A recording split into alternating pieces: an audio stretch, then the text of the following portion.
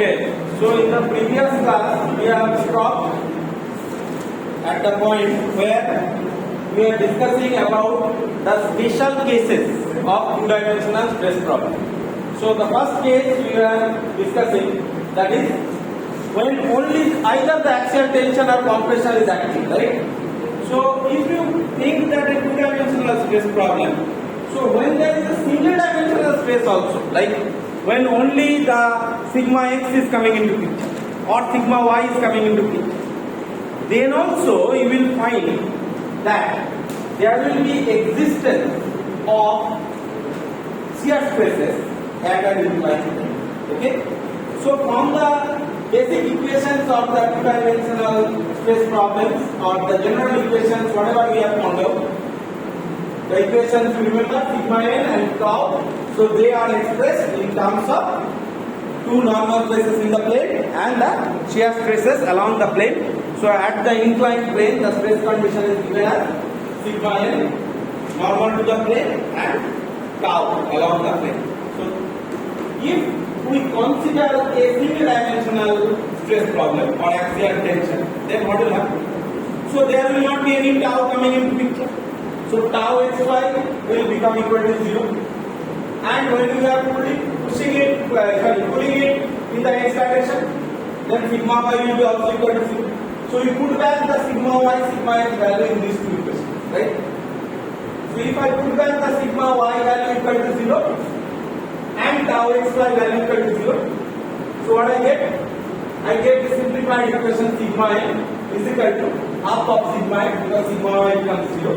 So half of sigma x plus half of sigma x cos theta. And now if you resolve the cos theta, so if you take common half of sigma x, then what you are getting? So if I take half of sigma x common, then I get half of cos of 2 phi, right? So what is 1 plus cos of 2 phi? 1 plus cos of 2 phi means is 2 cos square phi, right? Trigonometry. So it is sigma x cos square phi. You are getting? So the normal stress. So what is happening? You see here. Actually, I am pulling a bar with sigma x. Now, if I take an oblique plane over here, which is making an angle phi with the x plane. This is our notation. Phi with the x plane. That means in the anti-clockwise direction, that angle is being made.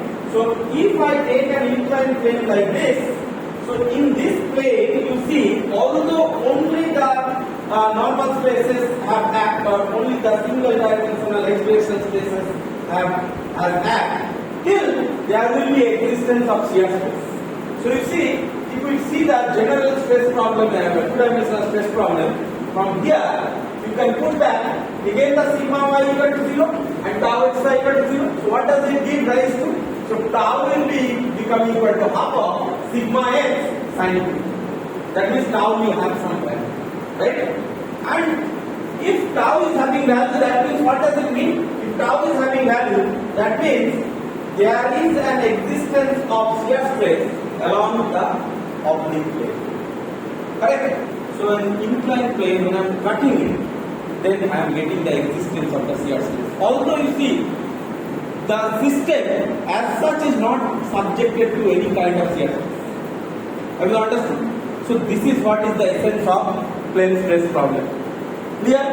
Now case number 2. If we try to understand the case number 2, then you see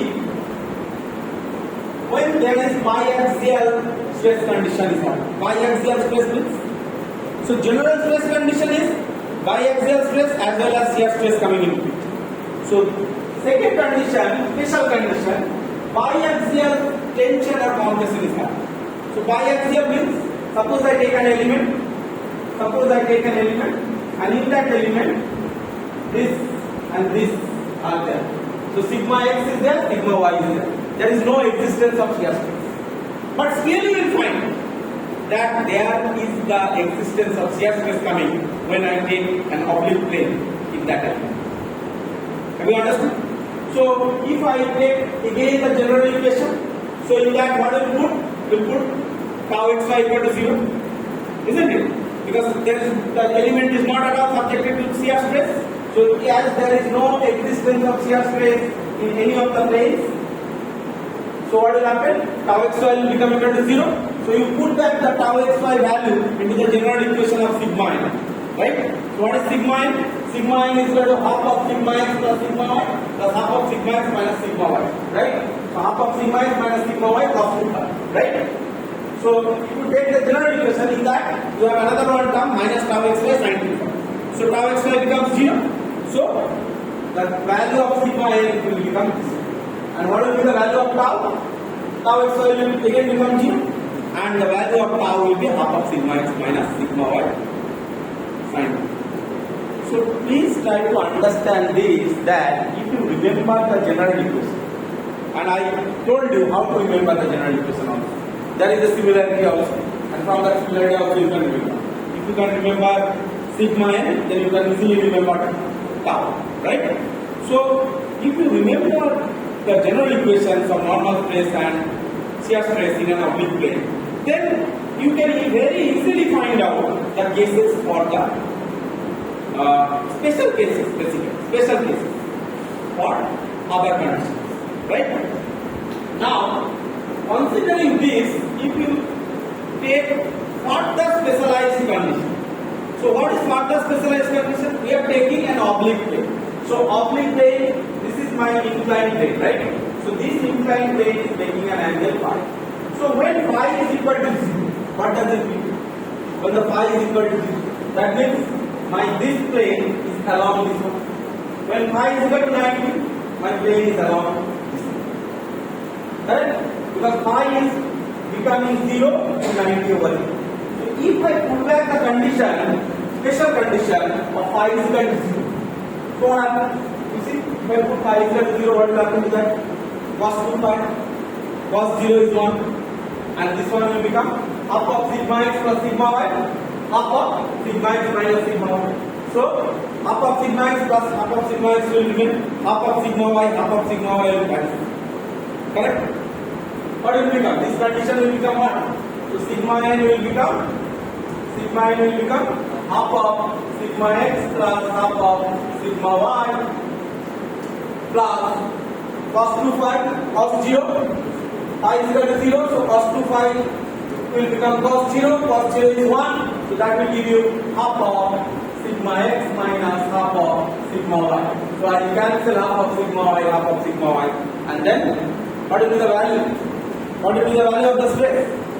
The stress value of the normal is sigma x, isn't it? Is it not the stress? So when the phi is 0, so when you are considering the x plane, right? X plane or the plane perpendicular, plane parallel with the y axis, right? That is our x plane, right? In that, the stress acting how much? Sigma x. Have you understood? Clear? So in a two-dimensional stress condition, in a specialized case, when it is subjected to biaxial tension or biaxial compression, right? In that case, you can see that when phi becomes 0, your stress will become same as it is being applied, right? On the other hand, if I make phi equal to 90, what does it mean? Perpendicular plane. So if here it is phi equal to 0, so this is the plane. Now if phi becomes 90, then this will go to this. So this plane comes into picture. Correct or not? So at that plane, what should be the stress? Again, it should be sigma 1. Correct? So you put back phi equal to 90. So what will happen? 2 cancels out. Cos pi. So what is the value of cos pi? Cos pi, cos 180. Cos 180 is nothing but minus 1. Cos 0 is 1. Cos 180 is minus 1. Right? So cos 180 is minus 1. That's why it's becoming minus half of sigma x minus sigma y. So if you simplify it, you will get normal stress equal to sigma y. And we have assumed, or we have taken the condition that the normal stress, the system is subjected to a biaxial stress condition.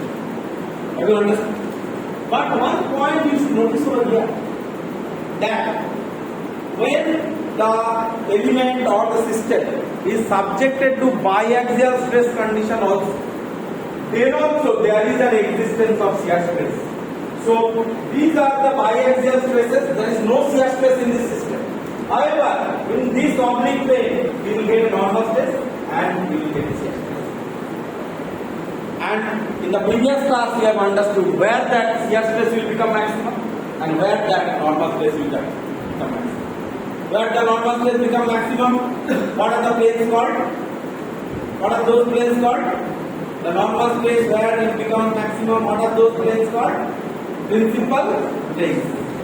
Correct? And the stresses are called principal stresses. Right? And they are orthogonal to each other. And shear stress becomes maximum in a plane which makes an angle 45 degree to the principal plane. Clear? And the shear stresses also becomes maximum at two planes which are again perpendicular to each other. Clear? So this is what is overall concept of plane stress problem. So only two equations. See, we are working everything on the two equations, right?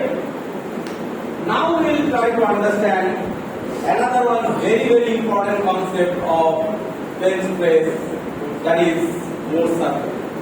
Very important. Okay? You should try to understand it very simple and you should not get confused. Okay? It will again come from those two generic equations, whatever you have developed, and we'll try to see how the plane space can be described using a circle. This has been discovered or developed.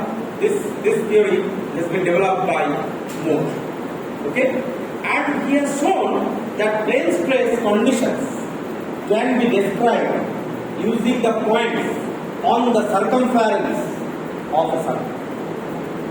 Okay, on the perimeter, if I take different points, those points will give me the value of the stresses which is being developed at the oblique planes. Have you understood? Now let us see how the plane stress condition can be described using a circle. That is what we need to try to understand. So you see, Moore has shown that state of stress at any plane. So what do you mean by any plane? So first thing you understand what is any plane. So if I take a rectangular element, square element like this, let's say. So Moore has shown that the state of stress at any plane can be represented by coordinate of any point on the perimeter of a circle. Okay? So what does it mean? Means state of stress at any plane. You need to understand this line first. So state of stress at any plane means this is one plane. Now if I start taking different planes, this is another one plane. So here it is 5. Then this is another one plane. This is another one plane. So I take different planes where my phi is changing. It is changing from phi 1 to phi 2 to phi 3, right? So if I take different planes, because you don't know where your oblique plane will come, right? So the state of stress at an oblique plane, so the different planes that can be represented by the coordinate of any point. So if I take a circle like this, so in this circle, the perimeter, on the perimeter if I take a point, the state of stress can be described using this point. And how it will come? State of stress means what? What will be the value of normal stress and what will be the shear stress at that plane? In that oblique plane, what will be the value of shear stress and what will be the value of normal stress? That can be described by a point on the circle. And that circle, if we can describe the circle using the value of this sigma n and tau, then you will see those points will be describing, those points where the values we are considering, that will give equal value as we are getting from theoretical concept or numeric calculation, where we are taking oblique plane value as part. Okay? So considering this, let us try to find out how this circle concept comes into picture. So considering that, it's a very simple concept, but looks to be simple, but who thought about it more? He has thought in a very deepest way, and he has given this more circle concept. So how does it come? Again, we will come back to the general equations. So what is the general equation of normal space? Sigma n and tau. Repeatedly we are coming back to these two equations, right? So you know sigma n is described by this one, this formula, where phi is at angle to anti-clockwise direction to the x plane, right? Where the plane, on the plane, the normal space is sigma n and shear stress is tau. So that is then described by this. Now, to make it to bring it to a concept of circle, let us see how we can derive it. Okay? So how we can derive it? Let's put sigma x plus sigma y, sorry, half of sigma x plus sigma y equal to k. In this equation, let us put half of sigma x plus sigma y is equal to k. Okay? And half of sigma x minus sigma y is equal to k.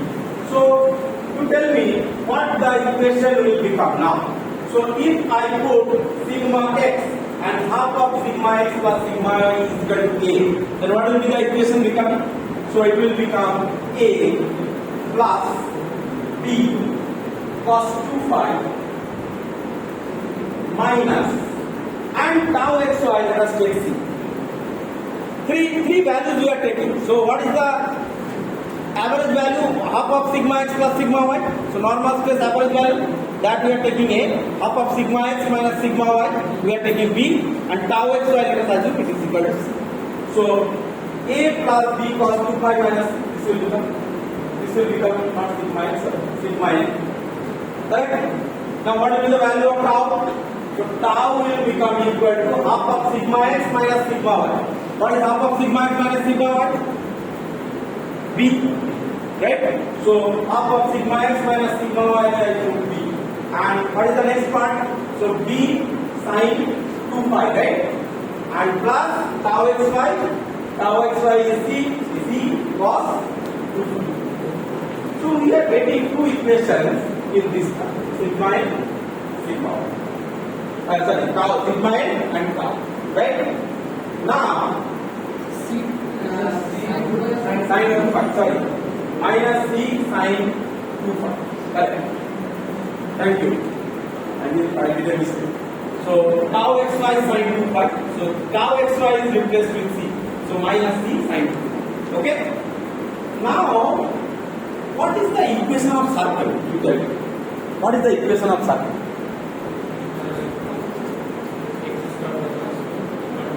General equation of circle. X square plus y square equal to r square root l. What is the general equation of circle? X square plus y square is equal to r square when the center of the circle is at the origin. But if the circle center is not at origin, then what is the equation of circle? Correct.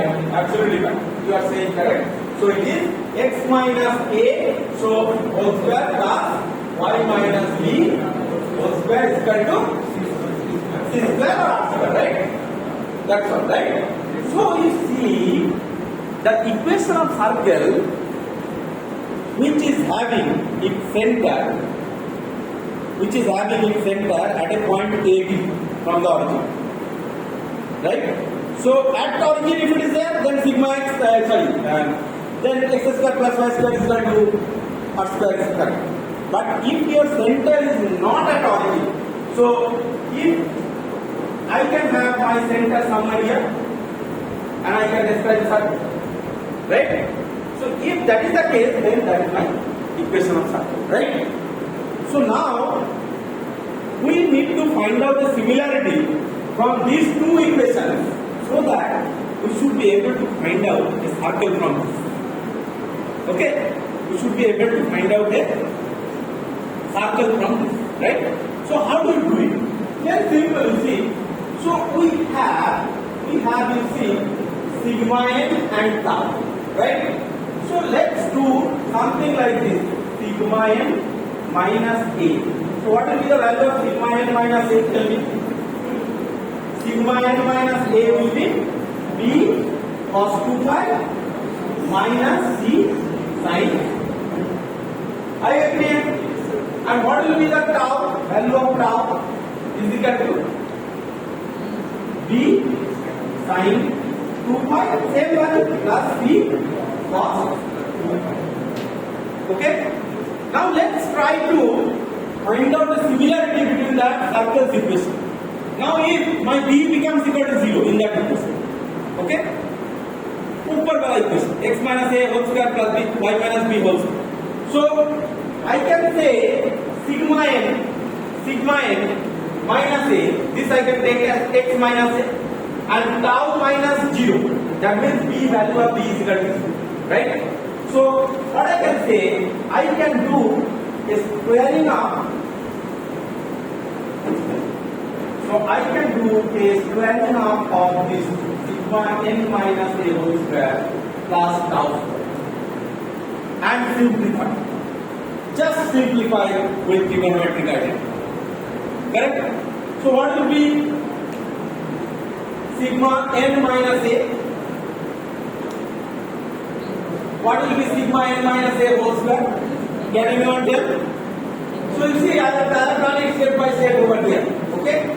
So sigma n minus a is nothing but b cos 2 phi minus c sin 2 phi whole square. So it will give you b square cos square 2 phi minus 2bc sin 2 phi cos 2 phi plus c square sin square 2 phi a minus b whole square. This a minus b whole square form a square minus twice a b plus b. Simple. Now what will happen to tau square? Tau square is b plus sin 2 phi plus c cos 2 phi whole square. So what it will become? B square sin square 2 phi plus 2bc sin 2 phi cos 2 phi plus c square cos square 2. Correct? So you see, minus 2bc cos 2 phi sin 2 phi and plus twice bc sin 2 phi cos 2 phi. This will answer. Okay? Is it okay? Correct? Now come to the next step. So in the next step you see sigma n minus a whole square plus tau square. So what it is becoming? I am just combining sin square and cos square. That's all. I am combining sin square and cos square, right? So what I am combining? You see, I am taking the term with b square. So you see, there is a b square cos square 2 phi and there is a b square sin square 2 phi. So I have taken this together and I have taken b square component. And on the other hand, c square, with c square also you see, there is a sin square 2 phi term and there is a c square cos square 2 phi term. Okay? So if I take b square cos square 2 phi plus b square sin square 2 phi, from this b square I am taking common. So sin square phi plus cos square 2 phi. What is the value of this? 0.1. So this will give you b square and c square sin square 2 phi plus c square cos square 2 phi will give you. So now, finally you see the equation becomes sigma n minus a whole square plus tau square is equal to b square plus c square. Please do not talk. If you have very serious discussion, you can move out of the class and discuss. Okay? And you will get attendance. So, you see, this sigma n minus a whole square plus tau square, that is becoming equal to b square plus c square. Now what is b and c? What is b and c? Huh? What is b and c? B is upper sigma x minus sigma y, and what is c? C is tau xy. Correct or not? And what is b? What is sigma x and sigma y? What are sigma x and sigma y? Sigma x and sigma y are nothing but the normal stresses acting on the rectangular element, and tau xy is nothing but the shear stress. So you see there is a similarity of the equation of circle. And you see, when I have said that x minus a whole square plus y minus b whole square is equal to c square, this is the equation of circle. In that case, your center of circle will become here like AB. Right? Now I am having an equation where you see the center of circle is becoming at a point A and 0. Why? I can write this equation in similar way, tau minus 0 whole square. Can it not be written like this? So sigma n minus a whole square plus tau minus 0 whole square is equal to what is that? B square plus c square, right? Here, have you understood? So you see where the center of circle will be located. Where the center of circle will be located. So if this is my A, this is my B, then center of circle will be located at A0. And where will be the location of A0? Where will be the location of A0? The location of A0. So if I take this is my x-axis, this is my y-axis, then A0 means value of y is equal to 0. So the center of circle will come somewhere here, A. And what is A? What is A? Half of sigma x plus sigma y, right? So A is nothing but, you see, now you will see half of sigma x plus sigma y. Correct? A is nothing but half of sigma x plus sigma y. Correct? And what is b square plus c square? B square plus c square? It is nothing but r square. So the radius of the circle, right? Square of the radius of the circle, right? Correct? So what is value of b square? Half of sigma x minus sigma y whole square plus tau xy whole square. So what will be the value of radius? R will be root over of that. Clear? So you have to understood how the stress has been now described in terms of circle. Correct? So now we will see how the circle can be drawn. Okay? So let's see. So this is the equation of circle. You can see this is the equation of circle.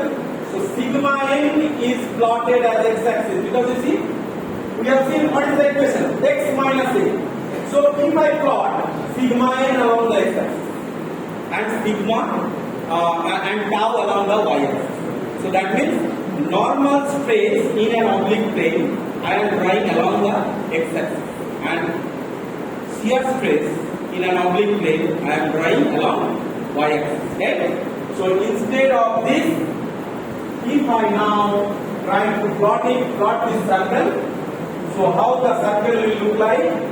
So this is my axis, this is my sigma n axis, and this is my tau axis, because sigma n is equivalent to x and tau is equivalent to y.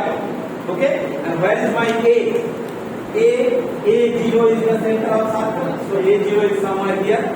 This is my A0.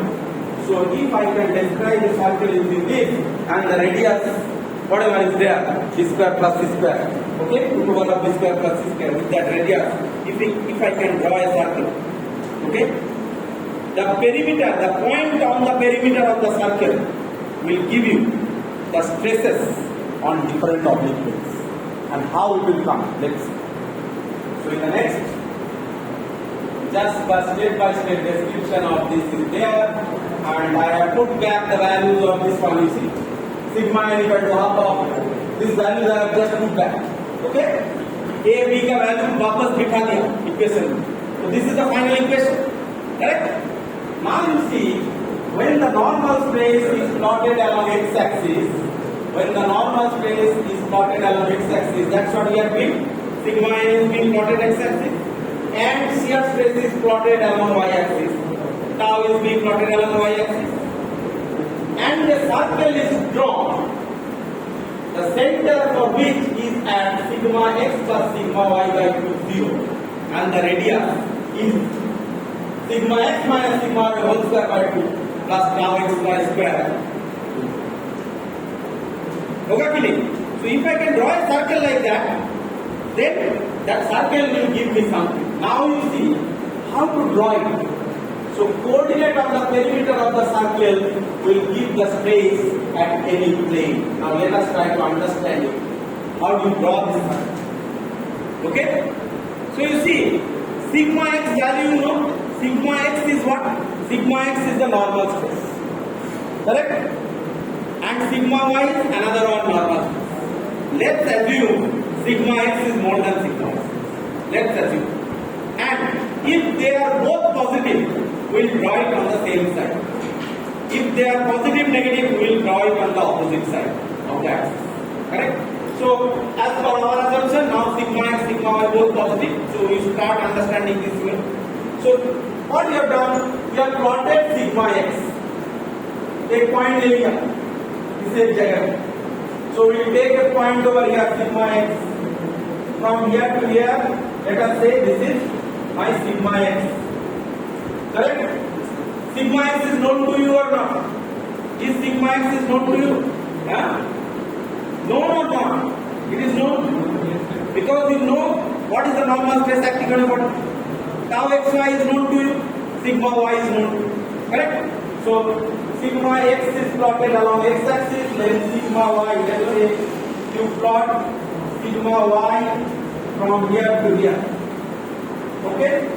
So if you plot sigma y from here to here, then you are getting another 1 point. Correct? So from here to here, the value is sigma y. Got it? Have you understood? Clear? So this is your sigma x, this is your sigma y. Is it clear? Now you tell me the position of A. The position of A is what? A is half of sigma x plus sigma y. Right? So you see, this will give you half of sigma x plus sigma y. Isn't it? Half of sigma x plus sigma y. So the center of the circle will obviously come in between sigma x and sigma y. Right? So you will get a center of circle which is here. So this is actually your, how much? This will be half of sigma x plus sigma y. Okay? Is it clear? Now you draw a circle describing. So if you want to draw the circle like this, then what is your value of radius? What is the value of radius? Bolo? What is the value of radius? So value of radius is nothing but how much? Sigma x minus sigma, not sigma x minus sigma. The root over of sigma x minus sigma y whole square by 2, right? Plus tau x square, right? So if you draw a circle using that, so you see, you will get a circle something like this. So this is your radius, right? Half of sigma x plus sigma y. So using that radius, if you try to draw a circle, then you will get a circle something like this. Okay? You will get a circle something like this. And you see, you observe from here. Okay? So this is your sigma x, right? This is your sigma x. So if I drop a point from here, perpendicular, just sigma x is here, that means sigma x is here, right? From here to here, what is the distance? Sigma x. So if I drop a perpendicular from here, okay? So if I draw a perpendicular from here, let's say I have something like this, okay? Where is the center of circle? Where is the center of circle? The center of circle is this one, right? And I am adding this to this, okay? I am adding this to this, okay? Clear? Have you understood? So now you see, if you consider this, if you consider this, then you will see a typical case of finding the stress at a plane where phi is equal to 0, that is x plane. Phi is 0 means which plane? If I am taking, this is my phi. So when the phi is 0, this plane is coming to this one. So this plane is defined as which plane? X plane. This plane is phi is equal to 90 means right plane. Right? So if I draw that, then you see this will be described as a phi is equal to 0, that is the x plane. So any point in this circle will describe the state of stress. That means if I take a point over here in this circle, I will get what this will give? This will give you tau xy. And what will be this value? From here to here, what will be this value? Sorry, from here to here, if I take the value sigma. So this one will be giving you tau xy, and this one will be giving you the value of normal stress. Correct? So this point will be describing the value of normal stress as well as shear stress. And you see, you will observe and you will draw this circle, you should practice. The handout I have shared with you, in that handout you will see there is a typical problem given, okay, from the book of the motion. It's a very good problem, and in that problem, if you draw step by step, then you will clearly understand. Okay? And when you draw it, you will see the angle, whatever it will be inscribing over here, this plane. Okay? So this is actually x equal to phi equal to 0 plane. So the angle which it will be making with the x equal to 0 axis. Okay? Or which plane? The plane along which we have plotted sigma n. Okay? And if you remember when you have taken this, then what was this? This was by sigma n, this was by tau, right? And you remember when you resolve the forces, so if this is phi, this has become also phi. When you have resolved the forces, so if this is phi, this is also becoming phi. So if this is equal to phi, that means what is happening?